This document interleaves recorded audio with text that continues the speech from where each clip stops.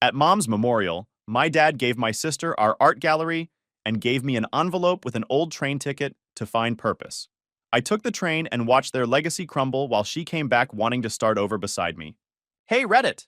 My family treated my sister like royalty and me like background noise, so I packed up, disappeared, and built something real on my own. But turns out their chaos had a way of finding me again. Let me take you back to where it all started. My name's Leo Marin. I'm 26, and I work part-time restoring old paintings for a small studio downtown. Nothing fancy. I mostly clean dust, fix frames, and patch cracks in artwork other people forgot about. I used to think that was poetic. My family doesn't see it that way. I didn't get back to that work until much later. Back then, I was just trying to keep the lights on. We were a name in the local art world. My mom was the real deal, a painter people actually respected. My dad, Victor Marin, ran her gallery like a business instead of a passion. My sister Isla is 5 years younger. She paints too, but in the glossy, Instagram-perfect way that sells fast. Dad eats that up. He always called her our prodigy. Mom passed away last winter, and Dad decided to host a memorial show for her. He called it a celebration of legacy. I didn't want to go, but my aunt said, "Your mom would have wanted you there." So I went. The gallery looked nothing like it used to. It used to smell like oil paint and wood varnish. That night it smelled like expensive perfume and catered food. Every wall had a photo of Mom smiling beside Isla or Dad. Not one picture of her painting. Most people there hadn't even met her. I recognized maybe 5 faces. I brought one of Mom's old canvases that I'd spent months restoring. It was one of her last unfinished works. Soft colors, still smelled like her studio. I carried it in carefully, thinking maybe they'd want to include it in the show. The guy at the front desk gave me a blank look and said, "Mr. Marin said everything's already curated." Mr. Marin being my dad. Inside, he was standing near the main piece. A huge portrait of Mom, one Isla repainted from an old photograph. Flashbulbs went off every few seconds. He waved when he saw me but didn't come over. Isla did a quick air kiss on my cheek, then turned to a group behind her and said, "This is my brother Leo, the quiet one, the observer." They laughed like that was charming. I stood near the back. People were drinking, talking, taking photos beside Mom's art like it was a prop. I caught pieces of their conversations. Her color palette was visionary. They say Isla's going to continue the brand. It wasn't about grief. It was marketing. Then Dad got up to speak. He stood under a spotlight like he was accepting an award. He said, "Tonight we celebrate not just an artist, but the birth of a legacy carried on by her daughter, Isla Marin, the new light of our family's vision." Applause. Cameras. Isla smiled like she'd been rehearsing it. Then he gestured vaguely toward the crowd and said, "And of course, our son Leo, the observer. Every family needs one. Keeps us grounded." A couple people chuckled. After that, he made a show of pulling a small box from his pocket. Inside were the keys to the gallery. He handed them to Isla and kissed her on the forehead. "Our home," he said proudly. "Yours to lead." Then he turned toward me, smiling in that fake, thoughtful way he has when he's about to embarrass someone. He pulled out an envelope. "For you," he said. "A reminder that freedom has value too. You always wanted your independence, son." Inside was an old train ticket. Yellowed. The ink faded. No explanation. I held it up, thinking maybe there was some meaning I wasn't catching. Isla leaned into the microphone. "Try not to lose your only ride," she joked. People laughed. I heard my dad laugh too. That was it. That was the moment I decided I was done. I slipped the ticket back into the envelope, tucked it into my jacket pocket, and started walking out. My shoes echoed against the marble floor. I leaned Mom's restored canvas against a column, face toward the wall so the lights wouldn't catch it. I left it there on purpose. Behind me, Dad's voice rose, sharp and annoyed. "Don't make this about you, Leo." I didn't look back. Outside, the rain was coming down steady. I pulled the envelope from my pocket again. The ticket was still inside, a one-way trip dated from years ago. The destination name had bled away from age, just a time and a seat number left. Maybe it was a joke. Maybe he thought he was teaching me some lesson about not expecting anything. Either way, I didn't want to hear another lecture about humility or earning my way. I started walking toward the station. My clothes were soaked before I reached the corner, but it didn't matter. I didn't have a plan or bags or even my own art. I just walked. The gallery lights behind me got smaller with every block. On the way, I cut through my building, shoved a few things into a beat-up duffel, and kept moving. The farther I went, the quieter it got. No cameras, no speeches, no Isla performing for attention. Just rain and the sound of my shoes. At the station, I looked down at the ticket again. The date was old, but the time matched the next outgoing train. I handed it to the ticket clerk. He frowned at the date. Old issue, unpunched. It still counts as an open fare. I can reissue it for the next train. He printed a fresh stub and slid it under the glass. I nodded, stepped onto the platform, and waited. The train arrived with a low hum. A wash of warm air rolled across the tracks, soft against the cold. I stepped inside, sat near the window, and watched my reflection disappear as the train started moving. I didn't know where it was going. Didn't really care. All I knew was I was finally out.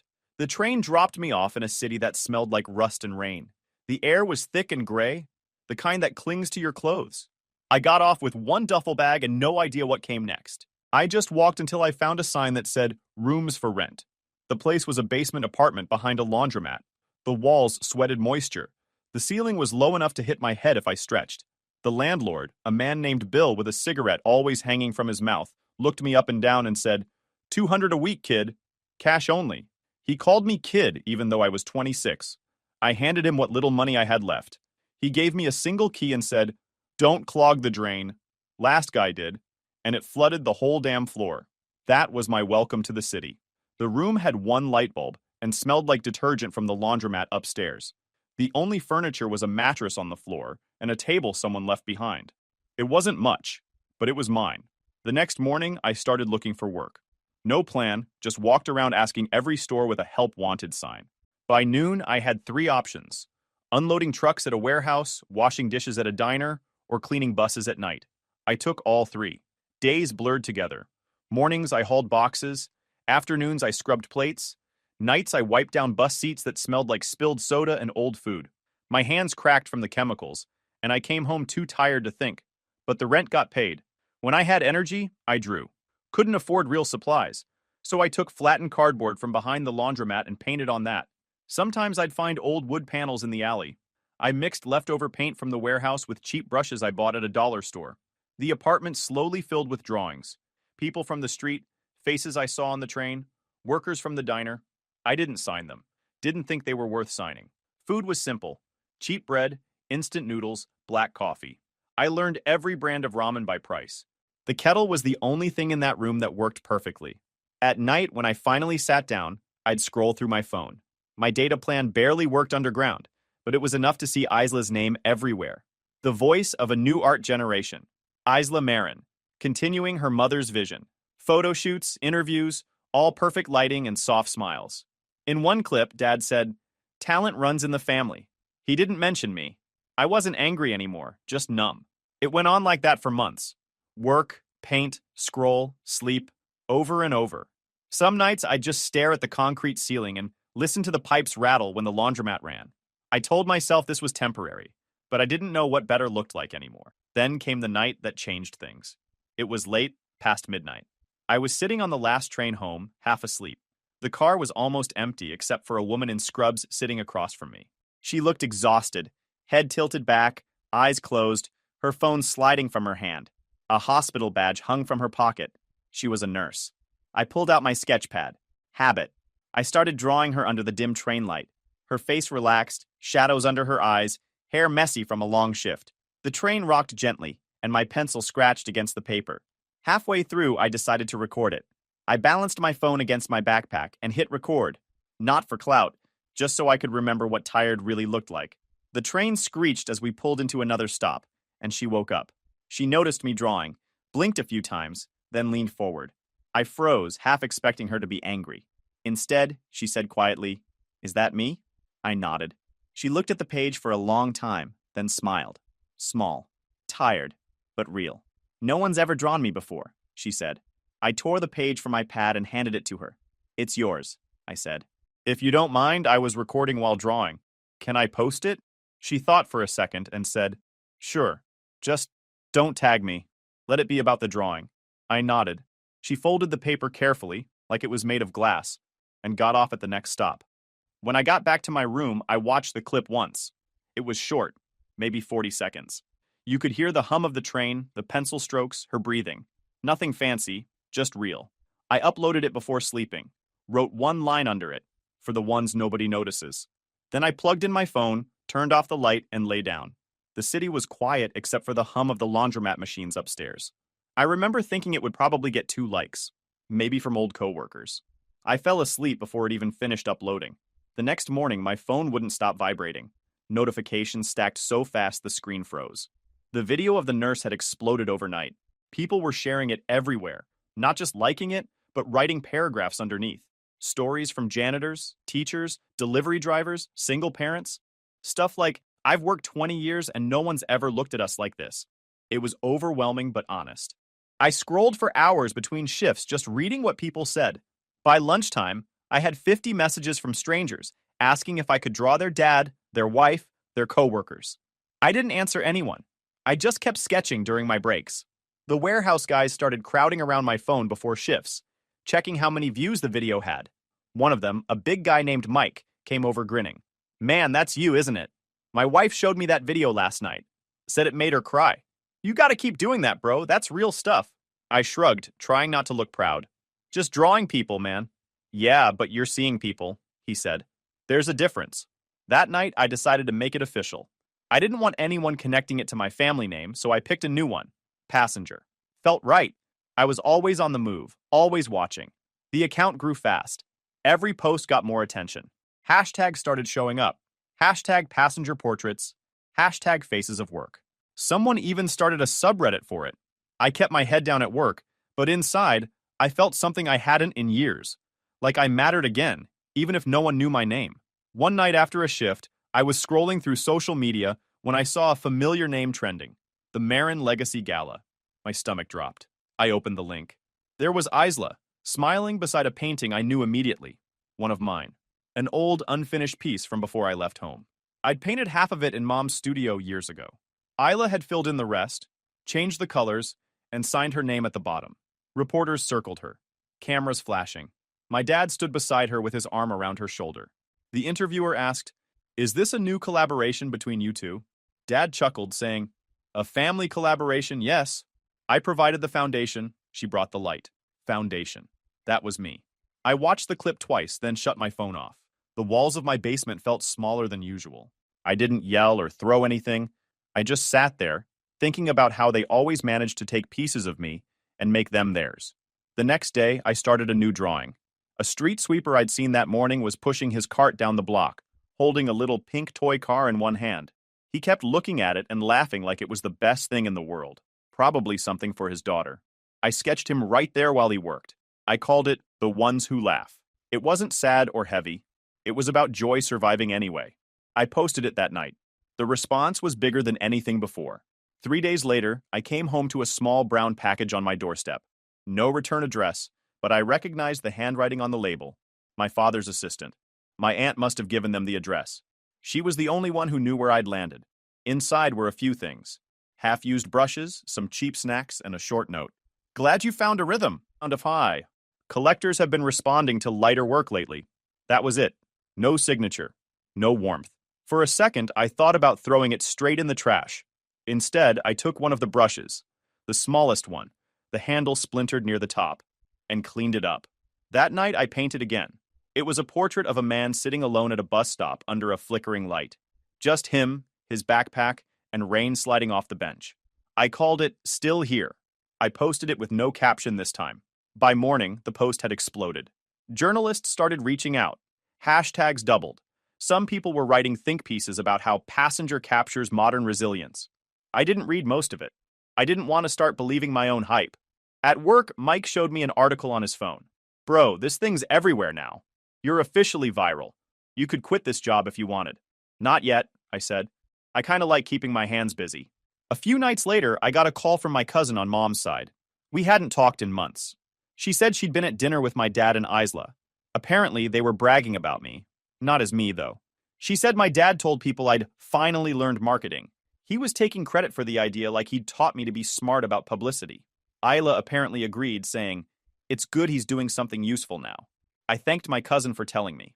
She apologized, said she almost walked out. I laughed, not because it was funny, but because I expected nothing else. They could twist it however they wanted. They could claim it, rename it, pretend they built it. I didn't correct anyone. I went back to painting.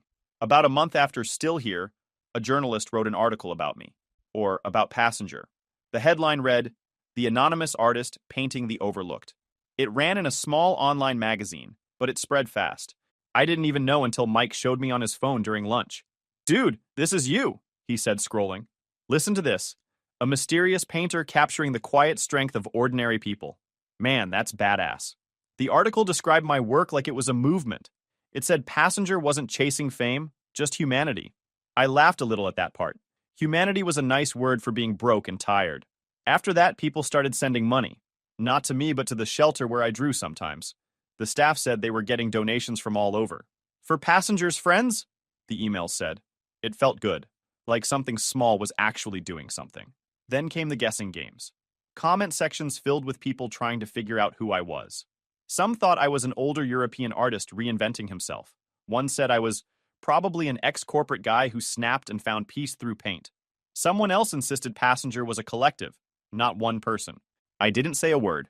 I let them talk. Meanwhile, back home, Isla's new show The Light Between Faces had opened. I didn't go, obviously, but the reviews showed up in my feed. Most were brutal. Technically brilliant, but emotionally vacant. All gloss, no heartbeat. The art of someone trying to prove instead of feel. Dad, of course, had his explanation ready. He told a reporter that modern critics hate success, and that true vision is always misunderstood. He made it sound like the world was jealous of her talent. Same script as always. A few days later, I got a message from my aunt, my mom's sister. She was one of the few relatives I still talk to. She said, I went to Isla's show. She looked pale the whole time. You could tell she's not okay. Then she added, your dad kept talking over her like she was a spokesperson, not an artist. That stuck with me. Isla was always the confident one, the one who soaked up attention like it kept her alive. Hearing that she'd looked empty felt strange, like something was off in their perfect setup. A week later, I was sketching in the shelter when my phone buzzed again. This time it was a text from Isla. I froze when I saw her name. Hadn't heard from her since the memorial night. The message was short. Found one of your old sketchbooks. Mom kept it in her chest. I didn't know you drew me like this. Thanks for the drawing. Attached was a photo. It was a page from a sketchbook I hadn't seen in years. A pencil drawing of her when she was maybe 10, sitting cross-legged on the porch with our dog. Underneath, I'd written the bright one. I stared at that message for a long minute. My hands were shaking a little. Not from anger, just surprise. I texted back, didn't think you'd remember that one. She didn't reply. That hit harder than I expected. It wasn't just that she'd found the sketchbook. It was that she reached out. I could tell in the photo she'd drawn over the page lightly, maybe tracing the lines. The text said, thanks, but it felt like something else. Like a quiet apology she couldn't say outright. That night, I kept thinking about it. When we were kids, Isla used to sneak into Mom's studio while I worked on my school projects. She'd ask if she could paint next to me. I'd let her. It used to feel easy. Now, years later, that single photo was the first sign she remembered any of it. A few days after her message, I heard from my aunt again. She said the family wasn't doing well. Sales from Isla's last exhibit were lower than expected. Critics weren't buying the misunderstood genius story anymore. My dad had started blaming everyone, the gallery staff, the press, even Isla herself. Your father's spiraling, my aunt said. He won't admit it, but he's scared. He keeps comparing Isla's career to Passenger's popularity.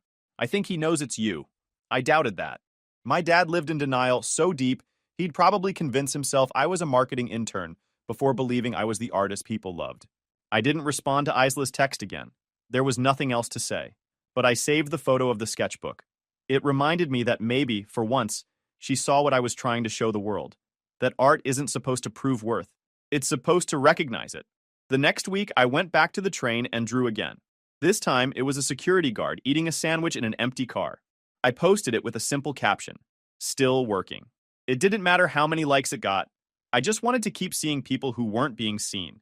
The same way Mom used to paint them, and the same way I used to hope my family would see me. When I checked my phone later that night, Isla's message had a small gray read under my last text. No reply, no reaction, just that quiet acknowledgement sitting there, like a full sentence. That was enough for now. Then it started with a video link from Mike. Dude, your dad's back at it, the text said. I opened it on break, sitting behind the warehouse with my coffee. It was a clip from some fancy dinner. White tablecloths, chandeliers, waiters in gloves. The caption read, The Marine Family Donor Gala. There they were again. Dad, standing at the head of the table, smiling like a man running for office. Isla next to him, wearing a dress that looked uncomfortable. her smile thinner than usual. Around them, 20 or 30 guests raising glasses. He was talking about her latest collection, waving his hands like a showman. A reflection of legacy and innovation, he said, voice booming. A reminder that art is family and family is art. The crowd laughed like he'd said something deep. I let the video play. Halfway through, one of the guests, a silver-haired guy in a suit, stood up for a toast. "There's another artist trending lately," he said. "Passenger, right? The anonymous one. His stuff hits hard. Feels like real life, not marketing." The camera caught Dad's smile twitch. He chuckled politely, said, "He paints pity. We paint legacy." People laughed again, but it sounded forced. Then Dad turned to Isla, still smiling, and said loud enough for everyone to hear, "Show them you can do that raw, emotional thing. They love sadness these days." The room went quiet for a second. Then someone changed the subject, but you could see Isla's eyes flicker, a small crack in the performance. I watched the rest of the clip in silence. Dad kept bragging, name-dropping collectors, talking about the Marine dynasty, like we were royalty. Isla barely spoke. Her hand stayed locked around her glass the whole time.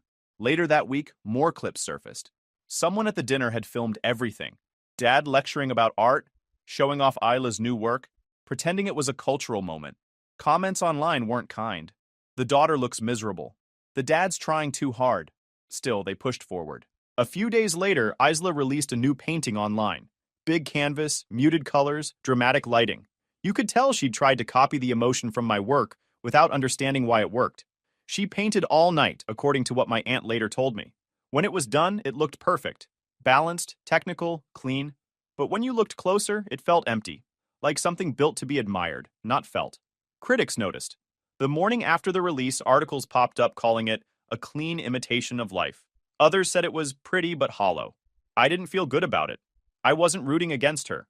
I just saw the same cycle starting again. Dad pushing her to fix what he broke. My aunt texted me that afternoon. "She cried backstage," she wrote, "after the reviews came in. Your father told people she was just tired, but she was shaking." That hit harder than I expected. I could picture her sitting in some dressing room, makeup smudged, listening to Dad explain why it wasn't his fault. I didn't reply to my aunt. I didn't know what to say. A couple months passed. My aunt called me one evening. Her voice was low, like she didn't want anyone to hear. "Leo," she said, "I think you should know something." She told me that the family's housekeeper, the same woman who'd worked with Mom for years, had given Isla a letter. It was from Mom, written before she got too sick. It was addressed to me, but Dad had hidden it. Isla had apparently found out about it months earlier, right after that failed exhibit. The housekeeper passed it to her quietly, saying, "Your mother wanted him to have this one day." My aunt said Isla read it in the studio late at night, crying. The letter wasn't long, but it said enough. Mom wrote that she worried Dad's pride would bury quiet hearts like yours. She told me to keep painting what was real, even if no one looked. At the end, she wrote one line that stuck with me. "If the world forgets him, remind them who he is." According to my aunt, Isla folded the letter and put it in her bag. The next morning, Dad found her reading it. He tore it in half and threw it in the trash, calling Mom soft. Isla didn't say a word. She just left the room. When my aunt finished telling me, I didn't speak for a few seconds. She sighed and said, "She's not as cold as you think, Leo. She's just stuck." That sentence stayed in my head for days. For a long time, I'd told myself Isla had chosen her side, that she liked being the favorite. But hearing that story changed something. It didn't make what she'd done okay, but it made sense. She wasn't just spoiled, she was trapped in Dad's world, and maybe for the first time, she was starting to realize it. I thought about that letter, about how Mom had written it for me, and Isla ended up being the one who needed it. It was a Tuesday night when my phone rang from a number I didn't recognize. I almost didn't answer, but something made me swipe anyway. There was a pause on the line, the sound of slow breathing, then a familiar voice. "You think hiding makes you mysterious?" my dad said. His tone was calm, almost rehearsed. "You'll fade like the rest of them, Leo. People get bored." I didn't reply. He waited, maybe expecting a reaction. When I stayed quiet, he exhaled sharply and said, "You'll thank me one day for teaching you what real work looks like." I hung up, didn't save the number. A few weeks later, I saw his name pop up online again. He was promoting a new show called The Art of the Marin Legacy. The announcement was everywhere. Press releases, local radio, even sponsored ads. The tagline said, "A family's unbroken vision through generations of genius." It was supposed to be his big comeback. The opening night came, and photos started showing up online. Half the seats were empty. The lighting looked harsh, the walls bare. The comments were brutal. Feels like a museum of ego. What legacy? Should have let the daughter run it. I didn't think much of it until a video surfaced 2 days later. Someone had recorded a Q&A from the event. A journalist asked, "Do you think passenger represents what the Marine name used to mean?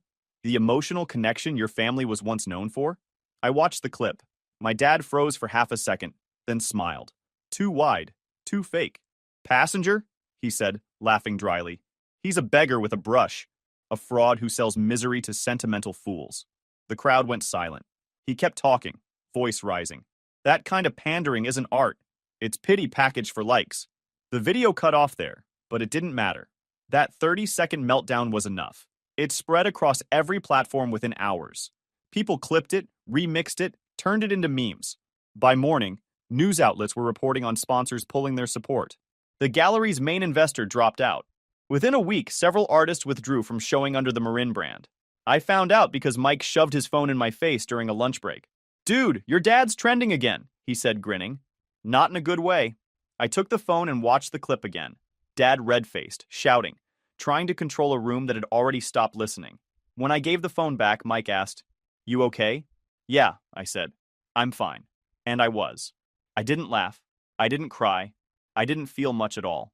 I just went home that night, sat in my basement surrounded by my cardboard paintings, and kept drawing. The gallery had been bleeding cash since winter. 2 soft quarters and a rent hike. So the clip didn't start the fall, it finished it. A month later, the gallery shut down. Official statement said temporary restructuring, but everyone knew what that meant. I heard through my cousin, the one who still talks to Dad sometimes, that things at the house had gotten ugly. Isla had stopped showing up completely. She moved her things out one night without telling anyone. Dad locked himself in his office for days after, only coming out to yell at whoever was still around. They fought constantly, my cousin said. He kept blaming her for ruining everything. She told him he'd been ruining it for years. I believed it. That sounded exactly like them. I didn't reach out. I figured if she wanted space, she'd take it. But the thought of her being stuck in that house, the same house that ate both of us alive, kept sitting in the back of my head. One night, I couldn't shake it. I was sitting at my desk, a new sketch half finished in front of me, when I looked over at the drawer where I kept the old train ticket Dad had given me. It was still inside that same envelope, edges yellowing, the ink fading more every year. I pulled it out and turned it over in my hand. It was supposed to be a joke, his little life lesson, but to me, it had become something else, a way out. So I made a choice. I went online and bought a physical ticket to my city. Same line, same direction, even the same car number if I could swing it. I slipped it into an envelope and wrote her name on the front, Isla. No note, no explanation, just the ticket. I asked my cousin about her new address and mailed it to her the next morning. I didn't know if she'd use it. I didn't even know if she'd open it. But for the first time, I felt like I'd done something that mattered. Not for attention, not for payback, just because someone had to break the pattern. If she decided to stay, that was her choice. But at least she'd have a door to walk through. The same kind I took when nobody handed it to me. After I dropped the envelope in the post box, I walked to work. It was raining again. Same smell of rust and wet concrete that had greeted me when I first got off the train here. For once, it didn't feel like a curse. It felt like something was finally ending. The train yard was quiet most days, except for the low hum of engines in the distance and the clank of metal when the wind pushed something loose. I rented an old rail car near the end of the line and turned it into a small art room. The locals called it the passenger line. It wasn't fancy. The floor still had rust spots, and the roof leaked when it rained, but it worked. I strung up lights, patched the holes, and lined the walls with cardboard panels for people to paint on. The place always smelled like a mix of paint, metal, and wet concrete. Kids from nearby apartments started coming after school. Some factory workers showed up on weekends, still in their uniforms. A few retired guys just came to watch. We painted whatever they wanted, portraits, city skylines, sometimes just colors that didn't mean anything. Nobody judged anything here. It wasn't a business. I didn't charge anyone. I just kept the doors open and made sure there was always coffee and a box of cheap brushes. One afternoon, I was cleaning brushes near the door when I saw a figure walking down the tracks. For a second, I didn't recognize her. The hair was shorter, the clothes plain. But then she looked up, and I knew. It was Isla.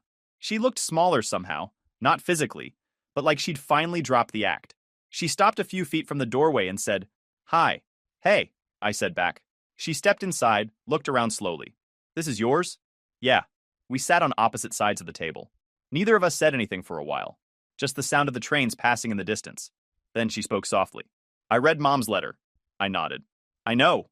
She looked surprised. "How?" "Aunt told me," I said. "Said Dad tore it up." She nodded once, eyes on the floor. "I taped it back together." She pulled a small sketchbook from her bag and opened it. The pages were filled with portraits, rough, quick sketches. Faces of strangers. A woman holding a baby at a station. A man asleep against a window. A kid staring out the train door. "These are from the trains," she said. "On my way here." The drawings weren't perfect. Some lines were off, shading uneven, but they were real. For the first time, her work didn't look staged.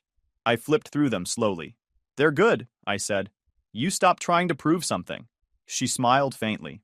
"I stopped trying to impress him." We didn't talk about Dad after that. There wasn't much left to say.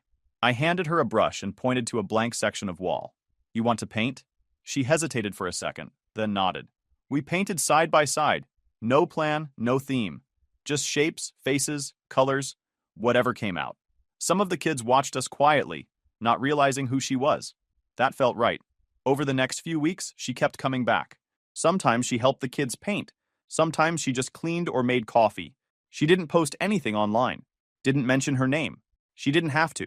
The community started treating her like she'd always been part of the place. One guy welded a small sign and hung it above the door. The passenger line. Open hands, open walls. People brought food, helped patch leaks, even painted the outside of the car. It started to feel like a real home for everyone who showed up. Then, one morning, she told me she was leaving. Said she wanted to start another car like this in a different city. "There's a spot near the coast," she said. "An old freight yard. I already talked to the owner." I nodded. "You'll make it work," she smiled. "You sound like Mom." Before she left, I took the old ticket from the drawer and set it between us. She turned it in her fingers, then stood on a chair and taped it to the wall near the door. The same ticket Dad had given me years ago. Next to it was a small note in her handwriting. "Keep going. Someone's still waiting to be seen." She hugged me once, quick and quiet, then walked back down the tracks. After she was gone, I stood there for a long time looking at the ticket.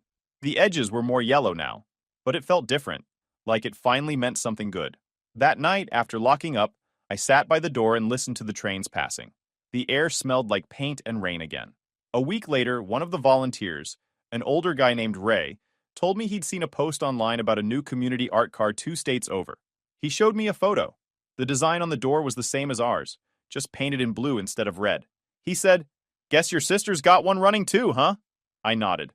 "Yeah, she didn't tell me." "She didn't need to," he said. When everyone left, I turned off the lights and looked at the wall again. The train ticket hung under the flickering bulb, right beside a painting of the nurse from my very first sketch. For the first time in years, the quiet didn't feel empty. It felt earned. I locked the door and said to myself, I stopped trying to matter to people who already decided I didn't. That's when life started feeling like mine again. YouTube just dropped this new hype feature. If you're hooked on this story, smash that hype button. It tells YouTube this video deserves to blow up, and it keeps even crazier stories coming your way.